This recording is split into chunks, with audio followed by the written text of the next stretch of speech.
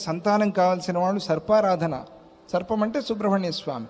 సుబ్రహ్మణ్య స్వామి ఆరాధన చేసేది. ఆయన సర్పరూపంగా ఉన్నాడు. ఆయన సర్పరూపంగా కొన్ని రోజులు శ్రీశైలం దాక్కున్నాడు. ఆయన అప్పుడు సర్పరూపాన్ని తీసుకున్నాడు కాబట్టి మళ్ళీ ఆయన తన నిజ రూపాన్ని తీసుకునేటప్పుడు సర్పదేవతలను అడిగాడు, మీ రూపం నేను తీసుకున్నాను, మీకు రుణపడిపోయా, కాబట్టి మీకేం కావాలో అడగండి అంటే సర్పదేవతలు అప్పుడు ఆయన్ని ప్రార్థన చేశారు.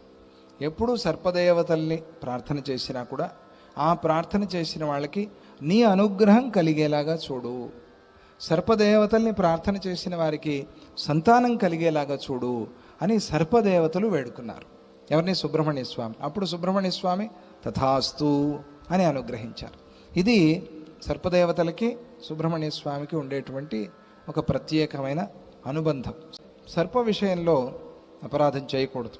సర్పవధ ఎన్ని జన్మలు పట్టి పీడిస్తుందో తెలియదు. ఇళ్లల్లో సర్పాలు పుడతాయి సర్పదోషానికి.